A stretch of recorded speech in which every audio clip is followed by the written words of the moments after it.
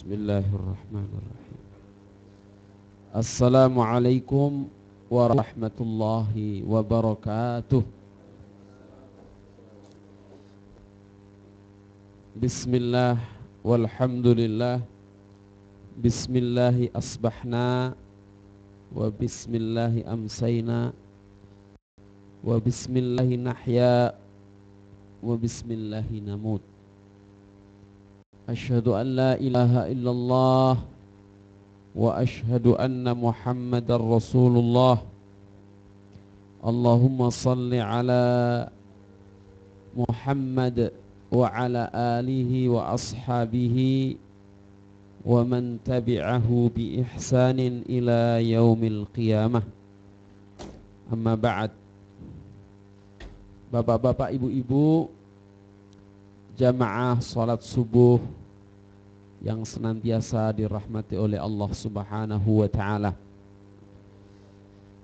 Alhamdulillah, sekali lagi alhamdulillah, bahwa kita insyaallah senantiasa dalam taufik dan inayah Allah Subhanahu wa ta'ala untuk selalu berada di atas jalan Allah Subhanahu wa ta'ala. Dan mudah-mudahan kita bisa istiqamah sampai kelak Allah Subhanahu wa ta'ala memanggil kita satu persatu masing-masing dalam rahmatnya insyaallah. Pada pagi hari ini melanjutkan apa yang kemarin saya sampaikan mengenai bagaimana kita menentukan pilihan dalam kehidupan ini. Sedikit untuk mengulang bahwa pilihan itu tentu kita bebas untuk memilih, dan tidak ada pilihan yang tidak ada konsekuensinya, dan tidak ada pilihan yang tidak harus dipertanggungjawabkan atas apa yang kita pilih. Tetapi Islam telah menunjukkan dengan sejelas-jelasnya bagaimana sekiranya kita memilih dengan pilihan yang tentunya terbaik, pilihan yang akan berkonsekuensi kepada kebahagiaan kita untuk selama-lamanya. Dan karena pilihan yang baik itulah, maka Allah Subhanahu wa ta'ala lebih banyak mendetilkan, memberikan penjelasan yang sangat sejelas-jelasnya ketika kemudian kita menentukan pilihan yang terbaik tersebut. Dan Allah Subhanahu wa ta'ala telah memberikan banyak sarana untuk kita bisa gunakan, ya, untuk bisa kita tempuh. Terutama ketika kita menyadari betapa sesungguhnya hakikat hidup kita ini tidaklah milik kita. Seluruh yang kita ada, seluruh yang kita miliki sejatinya adalah milik Allah Subhanahu wa ta'ala. Sebagai bukti bahwa kita tidak punya apa-apa dari diri kita adalah tidak ada seorang pun di antara kita yang bisa mengembalikan seutas rambutnya sekalipun, yang ketika Allah menghendaki rambut itu harus memutih. Kalau itu milik kita, maka kita akan bisa menguasainya. Kita akan mengembalikan kepada hitam, ya. Kalau sekiranya satu saja rambut itu menjadi milik kita, maka kita bisa mengontrolnya, bisa menguasainya. Ketika harus tanggal dari gigi kita, maka tidak mungkin dengan cara apapun kita bisa mengembalikan seperti semula. Bahkan walaupun kita dengan menangis darah sekalipun, kita tidak akan mampu untuk mengembalikannya. Ini membuktikan bahwa kita tidak mempunyai apa-apa dari diri kita. Dan oleh sebab itu maka kita harus pergunakan apa yang ada dari hidup kita ini untuk menempuh pilihan-pilihan yang tentunya membawa kebaikan kepada diri kita. Allah Subhanahu wa ta'ala dalam surat Al-Ahqaf ayat 15 berfirman, a'udzu billahi minasyaitonir rajim. Wa wassaynal insana biwalidayhi ihsana dan kami telah memerintahkan kepada manusia, telah berwasiat kepada manusia, dan tentunya wasiat Allah ini adalah bersifat wajib, biwalidayhi ihsana, agar kepada kedua orang tuanya hendaklah mereka perlakukan dengan sebaik-baiknya. Di dalam Al-Quran ada sekurang-kurangnya 3 ayat yang selalu beriringan, selalu berpasangan, tidak terpisahkan, yaitu wa aqimus salata wa atuz zakah. Salat dan zakat ini seolah-olah menjadi pasangan yang tidak terpisahkan, seperti suami istri yang setia. Dirikanlah salat, berikanlah atau tunaikanlah zakat. Yang kedua, al-amru bil ma'ruf wan nahyu 'anil munkar, yaitu memerintahkan, menganjurkan berbuat baik dan meninggalkan berbuat mungkar. Ini juga 2 pasang yang tidak terpisahkan. Dan kemudian 2 pasang yang lainnya adalah al-ibadatu lillah wal birru bil walidain, beribadah kepada Allah Subhanahu wa taala dan berbakti atau berbuat baik kepada kedua orang tua. Ini adalah 2 pasang perintah kebaikan, ketaatan kepada Allah Subhanahu wa taala yang selalu beriringan. Seolah-olah Allah ingin mengatakan bahwa tidak sempurna, bahkan tidak diterima, ya, taatnya seseorang kepada Allah kalau dia tidak taat kepada kedua orang tuanya. Sebab itulah maka Rasulullah juga mengatakan ridallah fi ridal walidain wa sukhtullah fi sukhtil walidain. Bapak Ibu sekalian yang dirahmati Allah, wa wassaynal insana biwalidayhi ihsana, dan kami wasiatkan kepada umat manusia agar kepada kedua orang tuanya hendaklah mereka berbakti, berbuat baik kepada kedua orang tuanya. Inilah peradaban Islam.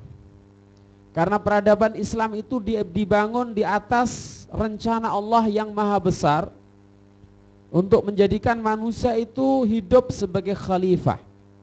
Inni ja'ilun fil ardi khalifah.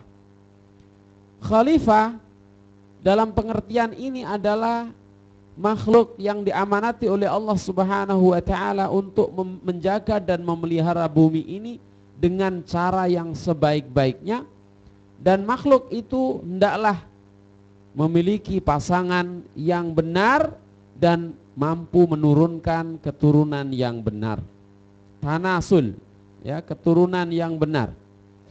Maka ketika keturunan ataupun orang tuanya benar, orang tuanya baik, orang tuanya melakukan pendidikan yang sebaik-baiknya kepada anaknya, maka dia insya Allah akan menurunkan keturunan yang baik, keturunan yang juga akan melakukan kebaikan-kebaikan seperti yang dilakukan oleh kedua orang tuanya. Oleh karena itu Rasulullah mengatakan, man aqa walidayhi wahaba lahu waladan ya'uquhu. Barang siapa yang durhaka kepada kedua orang tuanya, kelak dia akan diberi juga anak yang akan durhaka kepadanya. Na'udzubillahi min dzalik. Jadi ada timbal baliknya secara turun-temurun. Ya, maka bumi ini hendaklah dijaga dan dipelihara oleh orang-orang yang memiliki asal-usul keturunan dan akhlak yang terus-menerus dijaga kebaikan-kebaikannya. Maka Allah mewasiatkan, Allah berpesan sebagaimana ketika orang tua kita memesankan kebaikan-kebaikan kepada anaknya, menjadi sebuah kemestian yang harus dijaga pesan ini sampai kapanpun. Seorang bapak berpesan kepada anaknya, dia berpesan lagi kepada cucunya, kepada terus-menerus, dan begitulah pesan-pesan kebaikan yang harus dijaga oleh umat manusia, sehingga kebaikan itu akan diturunkan secara turun-temurun dalam rangka menjaga bumi ini. hamalathu ummuhu kurha wa wada'athu kurha. Ibunya lah yang telah mengandung dia dengan segala kesusahannya. Wa wada'athu kurha. Dan ketika seorang ibu melahirkan anaknya pun juga dengan segala kesusahan dan kesulitannya. Wa hamluhu wa fisaluhu 30 syahra. Ketika dia yakni ibu mengandungnya dan juga memisahkan atau menyapihnya membutuhkan waktu sekurang-kurangnya 30 syahra, 30 bulan. Ini juga menjadi sebuah fenomena secara ilmiah ya, sekaligus di mana Al-Quran dalam surat yang lain mengatakan wa fisaluhu fi amain, dan anak itu disapih oleh ibu fi amain ketika dia berusia 2 tahun. Pernah suatu ketika kejadian di zaman Khalifah Utsman radhiyallahu an, di mana ada seorang wanita yang sedang melahirkan, menjadi sebuah gunjingan di tengah masyarakatnya karena dia melahirkan dalam usia kandungan yang masih prematur, lahir prematur, yaitu sekitar 6 bulan. Padahal secara normal kelahiran itu minimalnya 8 hingga 9 bulan. Maka terjadilah gunjingan ataupun isu rumor bahwa ini wanita hamil di luar nikah. Jadi menikah hamil dulu kemudian menikah ya. Maka kemudian tentunya kalau ada tuduhan-tuduhan seperti ini harus dibuktikan ya. Tidak boleh kemudian orang menyebarkan isu-isu seperti ini kemudian ya tidak mendatangkan bukti. Maka dengan kebijakan, kecerdasan seorang sahabat Utsman bin Affan ini, yang beliau terkenal sebagai sahabat yang paling banyak mengkhatamkan Al-Quran, bahkan sebelum beliau dinasihati oleh Rasulullah SAW, beliau ini setiap harinya sekurang-kurangnya mengkhatamkan 2 kali khatam Al-Quran ya, sehingga kemudian Rasulullah memberikan nasihat bahwa sebaik-baik orang yang membaca Al-Quran dan dia bisa memahami, mengkhatamkannya sekurang-kurangnya 3 hari sekali. Maka kemudian beliau tetap melakukannya, bahkan ketika beliau terbunuh pun dalam keadaan sedang memegang Al-Quran ya. Bapak Ibu sekalian yang dirahmati Allah, kemudian Sayyidina Utsman mengatakan bahwa jangan keburu ya, jangan keburu menuduh orang berbuat zina. Ya, karena Allah Subhanahu wa taala berfirman dalam surat Al-Ahqaf tadi bahwa anak itu dikandung dan disapih perlu waktu 30 bulan. Sedangkan dalam ayat secara khusus diterangkan bahwa menyapih anak itu ketika berusia 2 tahun. Berarti bagaimana ini? Maka angka 30 bulan itu dikurangi 2 tahun, sisanya masih 6 bulan. Maka beliau mengambil kesimpulan bahwa dari ayat ini seolah-olah mengisyaratkan bahwa akan ada mungkin bayi yang dilahirkan dalam usia prematur. Jadi 6 bulan itu bisa saja lahir dalam keadaan hidup. Karena Al-Quran menyebutkan usia anak itu disapih selama 2 tahun, sedangkan di dalam ayat yang lain dirincikan ada mengandung dan ada menyapih selama 30 bulan. Berarti usia dikurangi 30 bulan, 30 bulan itu dikurangi usia menyapihnya 2 tahun. Berarti usia mengandungnya masih 6 bulan. Ini salah satu daripada ijtihad para ulama atau Sayyidina Utsman bin Affan, yang kemudian ini juga menjadi sebuah fenomena ilmiah, tetapi juga berkonsekuensi fikih, berkonsekuensi hukum. Bapak Ibu sekalian yang dirahmati Allah, hatta idza balagha asyuddahu, sehingga ketika anak manusia itu tumbuh besar dan menjadi matured, menjadi dewasa, asyuddah, ya. Wa balagha arba'ina sanah. Jadi asyuddah itu usia kematangan, usia matang. Wa balagha arba'ina sanah, dan dia sampai pada usia 40 tahun, apa yang terjadi? Qala. Bapak Ibu sekalian yang dirahmati Allah, di dalam Al-Quran ada usia yang disebutkan dengan sangat jelas, yaitu usia 40 tahun. Seolah-olah Allah Subhanahu wa ta'ala ingin menunjukkan bahwa ketika seseorang telah mencapai usia 40 tahun itu, ada sesuatu yang harus dia perhatikan, ya. Berbeda dengan, anggapan, ya, kehidupan atau teori sekuler, psikologi sekuler mengatakan bahwa ketika usia 40 tahun itu dikatakan masa-masa puber kedua. Karena orientasinya bahwa kemudian kehidupan ini, ya, sebagaimana teori Sigmund Freud misalkan, bahwa orientasi dorongan apapun itu hanya semata-mata seksual, ya. Jadi ketika usia 40 tahun itu dianggap sebagai usia di mana seorang laki-laki keinginan seksualitasnya kembali bangkit, ya. Sehingga kalau ada laki-laki yang kemudian mengalami perubahan sikap, ya, terhadap pasangan hidupnya, mungkin mulai mengalami rasa bosan misalnya, ya, dan kemudian dia mencari kesenangan yang lain, seolah-olah disuruh memahami, lah wajar itu dia lagi puber kedua, ya.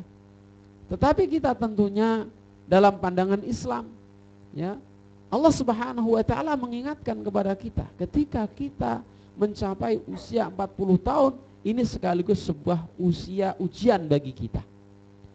Ujian apa? Kembali kepada tadi, kepada pilihan kita tadi. Saatnya kita menggunakan usia ini untuk apa? Ya, apakah ketika kita diberikan nikmat berusia 40 tahun di mana ini usia yang matang, ini kita akan gunakan untuk kebaikan atau untuk keburukan? Ya, karena kita menilik sabda Rasulullah sallallahu alaihi wasallam, a'maru ummati ma baina sittina wa sab'ina aman.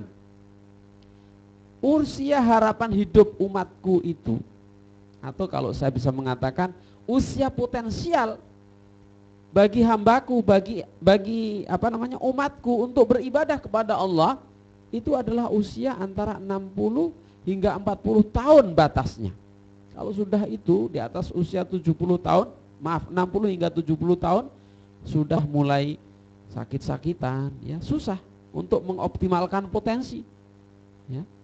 Maka kalau kita sekarang berada di dalam usia, di dalam 40 tahun, tinggal 4 tahun lagi kita hidup, dibanding dengan usia yang telah kita habiskan selama 40 tahun, ya. Kalau orang mengatakan seandainya dia itu perokok, saya pikir kalau disambung-sambung ini bisa sampai Indonesia itu rokok yang kita dihabiskan selama 40 tahun. Ya, merokok 20 tahun dari usia 20 katakan. Ya. Na'udzubillah. Kalau air yang kita minum, berapa galon air yang sudah kita minum? Ya. Ini menunjukkan begitu besar nikmat Allah yang telah kita diberikan kepada kita. Seolah-olah kita diingatkan oleh Allah, kamu sudah diberikan hidup sekian lamanya, sudah banyak nikmat yang kamu rasakan. Sekarang saatnya kamu berpikir serius. Ya. Maka ketika itu, falamma balagha arba'ina sanah, ketika kita mencapai umur 40 tahun itu, qala rabbi, disitulah harus timbul kesadaran. Qala rabbi, ada kesadaran yang langsung berhubungan dengan Tuhan, dengan Allah Subhanahu wa ta'ala. Rabbi auzi'ni an ashkura ni'mataka allati an'amta alayya. Yang pertama disebut adalah memiliki rasa kesadaran untuk bersyukur. Ya, karena kita sudah hidup sekian lama, apa kurangnya dengan hidup kita, ya? Sehingga yang harus kita lakukan pertama kali begitu kita memasuki usia 40 tahun ini adalah bersyukur kepada Allah Subhanahu wa ta'ala. kita harus mensyukuri segala nikmatnya, dan bersyukur yang terbaik itu adalah menggunakan nikmat Allah ini untuk taat kepadanya. Sisa-sisa hidup kita ini harus kita pergunakan dengan benar. Bagaimana kita mempergunakan hidup kita, badan kita, harta kita, ilmu kita, semuanya harus kita pergunakan dengan tujuan yang benar kepada Allah. Dan inilah bentuk kesyukuran kita kepada Allah Subhanahu wa ta'ala. Kemudian yang kedua, syukur nikmat ini kemudian dikaitkan juga allati an'amta alayya wa ala walidayya. Maka kita harus bersyukur kepada Allah dan sekaligus bersyukur kepada kedua orang tua kita. Saatnya ketika kita sudah berusia 40 tahun ini, kita konsentrasi ibadah kepada Allah, sekaligus kalau kita masih punya kedua orang tua kita, kita gunakan untuk membahagiakan mereka. Seolah-olah Allah mengingatkan kita ini. Saatnya kamu bersyukur kepada Allah dan bersyukur kepada kedua orang tua kita. Mungkin ketika kita masih dalam pencarian, dari usia 20 tahun kita belajar, kita bekerja, kita kemana-mana, 40 tahun itu sudah established. Maka pada saat itu saatnya kamu beribadah kepada Allah dengan benar, dan saatnya kamu berbakti dan melakukan bentuk-bentuk amal soleh kepada kedua orang tua. Ya. Wa ala walidayya wa an a'mala salihan tardah. Dan sekaligus kita harus berusaha melakukan amal soleh. Ingat ada kata kuncinya tardah, yang diridhai oleh Allah Subhanahu wa ta'ala. Bukan sekedar amal, bukan sekedar kita melakukan nampaknya baik, tapi na'udzubillah kemudian amal itu tidak diterima oleh Allah Subhanahu wa ta'ala. Oleh karena itulah di sini membutuhkan al-ilmu wal ikhlas. Membutuhkan ilmu dan keikhlasan. Karena amal itu kalau tidak dilakukan dengan atas dasar ilmu, ya, maka kita akan tersesat. Ya, nampaknya amal itu baik, tetapi ternyata karena tidak dasar ilmu, maka amal kita sesungguhnya tidak diterima oleh Allah. Na'udzubillahi min dzalik. Ya. Maka Bapak Ibu sekalian yang dirahmati Allah, kita harus memilih amal-amal yang insya Allah kalau saya sebutkan, ini amal yang harus mempunyai lompatan besar. Dengan waktu yang begitu pendek yang kita miliki, tinggal kurang lebihnya 20-30 tahun ke depan, rasanya kalau kita tidak memaksimalkan dengan amal yang benar tadi dan ikhlas tadi, tidak akan dapat apa-apa kita untuk bekal hidup kita nanti di sana. Maka kita harus mempunyai amal yang punya lompatan pahala yang besar. Apa itu? Banyak sekali Allah Subhanahu wa ta'ala memberikannya. Ya. Kalau kita membaca dari kitab-kitab hadis misalnya, banyak amal-amal yang sedikit nampaknya tapi nilainya sangat besar. Seperti misalnya, barang siapa yang duduk di masjid sesudah sholat subuh dan kemudian berzikir kepada Allah, tidak kata-kata di dalam dirinya, dan ketika matahari terbit dia akhiri dengan sholat 2 rakaat karena Allah, maka itu nilainya sama seperti haji dan umrah, tamatan. Ini diantara amal-amal, ini amal pilihan yang harus kita lakukan. Atau misalnya kita melakukan dakwah, membimbing manusia ke jalan Allah. Kalaupun kita mendapatkan satu orang, kata Allah, la an yahdiyallah, kata Rasulullah, la an yahdiyallahu bika rajulan wahidan khairun minad dunya wa ma fiha. Sungguh kalau seandainya ada orang yang masuk Islam mendapatkan bimbingan dari tangan kita, atau orang Islam yang sudah tersesat kita selamatkan kembali dengan dapatkan hidayah lantaran usaha kita, maka itu nilainya lebih baik daripada dunia dan seisinya. Ini amal yang sedikit tetapi pahalanya besar.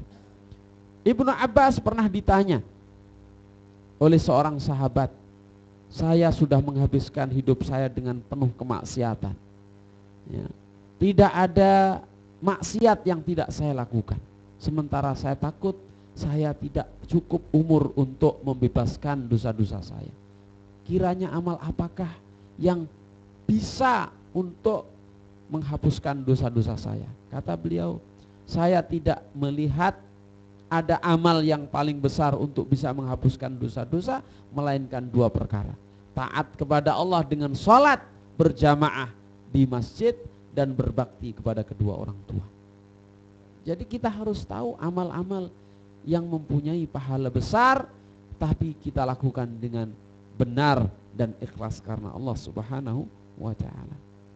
Wa aslih li fi dzurriyyati. Pada saat kita sudah mencapai usia 40 tahun ini terutama, yang harus kita pikirkan juga adalah anak-anak kita. Ya. Kita tidak boleh egois.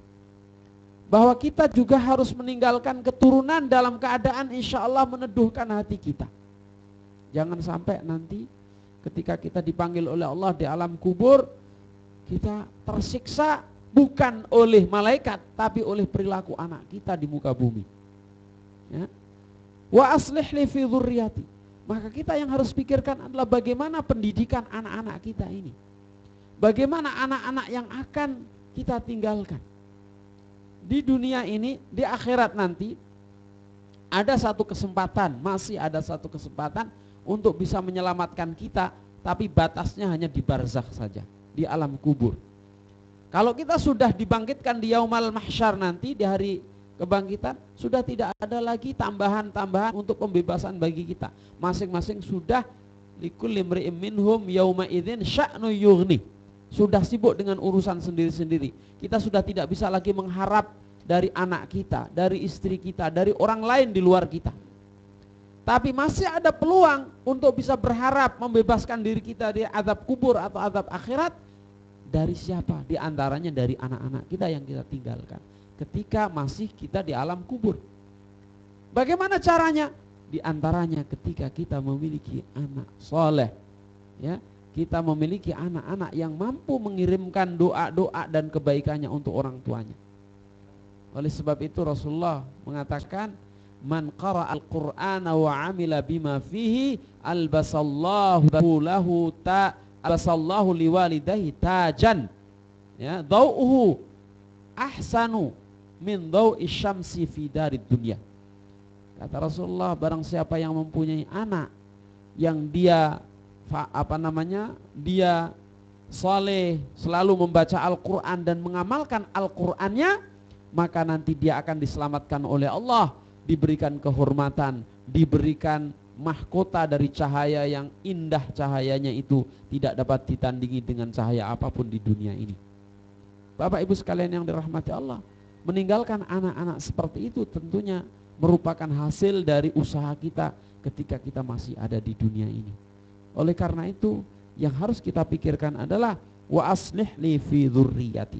Bagaimana anak-anak kita persiapkan dengan sebaik-baiknya sebelum kita dipanggil oleh Allah Subhanahu wa ta'ala. Kemudian inni tubtu ilaika. Yang selanjutnya yang harus kita lakukan adalah kita harus banyak-banyak bertaubat. Ya. Rasulullah sallallahu alaihi wasallam berpesan bahwa tubu ilallah.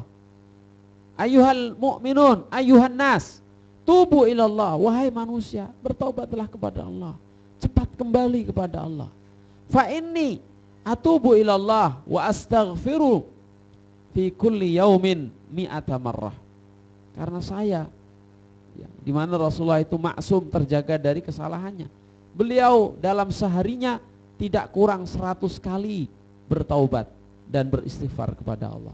Tetapi dalam bahasa Arab kalau disebut angka 70 atau 100 kali tidak harus exactly 100 kali, menunjukkan jamak atau menunjukkan jumlah yang tidak terbatas. Artinya apa? Rasulullah sallallahu alaihi wasallam dalam sehari semalam melakukan taubat dan istighfar sampai tidak terbatas. Ya, oleh karena itu kadang-kadang ada orang yang ketika diingatkan, Mas, ya beristighfarlah, kadang-kadang malah marah. Memangnya saya salah apa? Ya, Masya Allah. Ya, kita baru membuka mata saja kita bisa salah. Ya, jangankan membuka mata, tidur saja bisa salah. Ya, ketika kita mungkin sebelum tidur punya rasa dendam, punya rasa apa, sehingga ketika di dalam tidur, kemudian kita mengigau, kita bermimpi, ya, mimpi dalam kejahatan. Na'udzubillah. Ya, karena kita tidak membersihkan hati, tidak selalu beristighfar dan bertobat kepada Allah. Ini tubtu ilaika harus kita lakukan setiap kita teringat, harus selalu beristighfar dan bertaubat kepada Allah, memperbanyakkan istighfar. Wa inni minal muslimin, dan cita-cita terakhir bagi kita seorang muslim yang sudah mendekati usia kita dipanggil oleh Allah Subhanahu wa taala ini adalah wa inni minal muslimin, dan kita punya obsesi, punya upaya keras agar supaya ketika kita dipanggil oleh Allah kita tetap termasuk sebagai orang-orang muslim. Dan ini tidak bisa terjadi begitu saja sebelum kita berusaha ya untuk menjaga keislaman kita dengan sebenarnya. Sebagaimana yang saya terangkan 3 hari yang lalu, harus ada istiqomah. Istiqomah itu bukan hanya langkah-langkah biasa ya, atau orang Jawa mengatakan bukan ajek, bukan berjalan di tempat. Tetapi istiqomah itu adalah berusaha untuk mengamalkan apa yang dia fahami dengan sekeras, sekuat tenaga, dan kemudian meningkatkan amal-amalnya menjadi lebih baik dan lebih intens. Itu istiqomah ya. Maka upaya untuk menjadikan kita tetap sebagai seorang muslim, wala tamutunna illa wa antum muslimun, ini butuh mujahadah ya, butuh kerja keras. Walladzina jahadu fina lanahdiyanahum subulana. Barulah kemudian kalau kita terbukti sungguh-sungguh untuk mempertahankan iman Islam kita ini, barulah Allah Subhanahu wa taala akan memberikan petunjuk, mengarahkan kita kepada jalan Allah Subhanahu wa taala. Sehingga insyaallah kita akan mengakhiri hidup kita ini dalam keadaan husnul khatimah insyaallah. Allahumma amin. Bapak Ibu sekalian yang dirahmati Allah, maka sekali lagi ketika kita sudah diberikan nikmat Allah yang begitu besar dengan mencapai usia 40 tahun ini khususnya ya, bukan berarti kemudian usia di bawah itu belum 40 tahun ini ya, enggak boleh begitu ya. Artinya bahwa tetap kita mempunyai target yang jelas ya. Tetapi ingat, usia anak muda itu justru usia yang paling istimewa. Kalau dia bisa menggunakan usia sebelum 40 tahun dalam ibadah kepada Allah, maka dia akan memiliki kedudukan yang lebih tinggi daripada orang yang baru sadar kemudian ya. Maka itulah yang harus kita pahami, jangan difahami kebalikannya. Demikian, mudah-mudahan bermanfaat untuk kita semua, terutama untuk diri saya yang selalu mengingatkan angka 40 ini. Mudah-mudahan kita semuanya dijaga oleh Allah Subhanahu wa taala dalam kebaikan. Walhamdulillahirabbil alamin. Wassalamualaikum warahmatullahi wabarakatuh.